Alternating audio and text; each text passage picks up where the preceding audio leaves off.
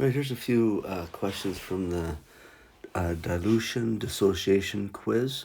This first one deals with density, and I could show you how to do that one, but I'm not going to ask questions on that. Interesting question, but don't worry about that question. And on that question, I thought I tried to delete that from the test bank, but apparently I haven't. Okay, the next question. Which of the following contains the smallest number of ions? So when they're talking about ions, they're talking about cations and anions. So let me do, I'll just do one. I'll do what the correct answer one. Well, no, I'll do a different one. Let me do that one.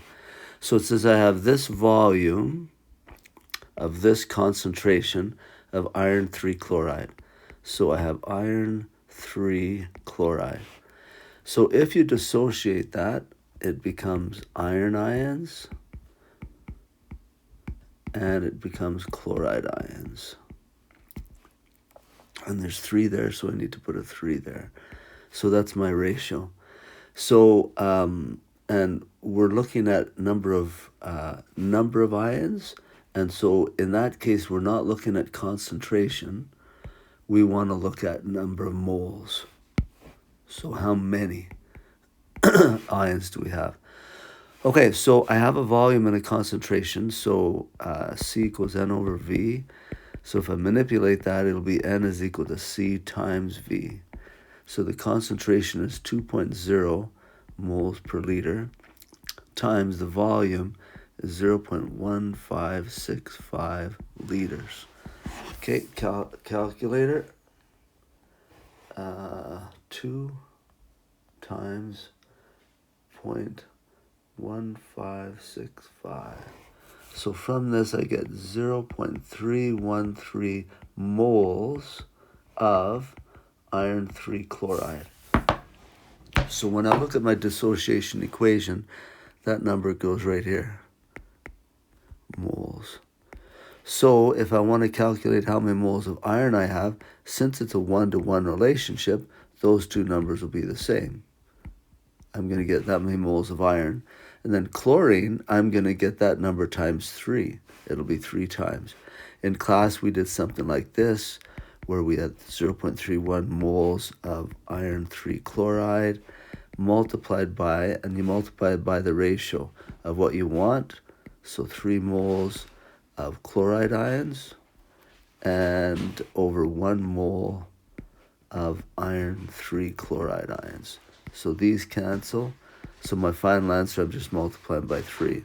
So it'll be 0.939 moles of chloride ions. So they want the smallest number. So this number goes there. So altogether, on the right-hand side, when I dissociate that, I get that many ions. So I'd have to add those together.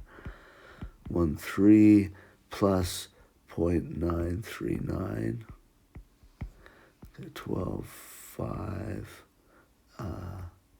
1. So that would be the total number of moles that I'd get with that reaction. So you just need to do the same thing for all 4 reactions and pick which one is smallest.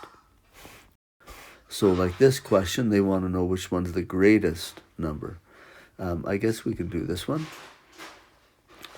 Ammonium phosphate. So ammonium phosphate. That's a formula for ammonium phosphate. When I dissociate that, it'll give me 3 ammonium plus ions, and it'll give me 1 phosphate ion. So they give me a volume and a concentration. So again, my formula, this one, which I manipulate to N is equal to C times V. So the concentration is 2 moles per liter, and the volume is 2.0 liters. The liters cancel, so it comes out to 4.0 moles. That's how many moles of ammonium phosphate I have. So that's this number, 4.0 moles there. So this one here is going to be 3 times that, so that'll be 12.0 moles. And this one will be the same as this one. So 4.0 moles. Again, in class, and this one, I can do that because the numbers are fairly easy to multiply. But if you want to know how to get this number, you write down what you start with, 4.0 moles, times by the ratio of, from up here, of what you want. So I want to go to ammonium ions, over where I started, 1 mole of the NH4 phosphate ions. And that's this one too, NH4 phosphate. So these cancel, and I wind up going 4 times 3, which is 12. That's where I got the 12. So if they say the greatest number of ions, then I just add those two. 12 plus a 4, that'll be 16 moles of ions in that solution right there. And you just need to do it for each of those 5 and see which one gives you the most. Okay, next question. To prepare 20 mils of a 2 molar solution of acid from a 10 molar stock solution, it says I should take 4 mils of the solution and add 20 mils of water. Oh. Okay, well, we can see that. So it would be the dilution formula, C1V1 equals C2V2.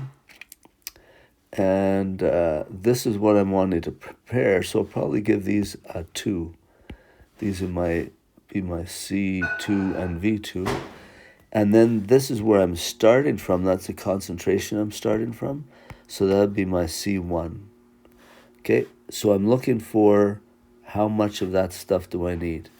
So I manipulate the formula. V1 equals C2 V2 over C1. C2, 2 molar, times V2, 0.020 liters, divided by the concentration initially, 10.0 molar, so the molars cancel out. So 2 times that would be 0.04 divided by 10.004, 004 liters. So they're saying, how do you prepare that stuff? So to prepare it, this is how much of the stock solution I need.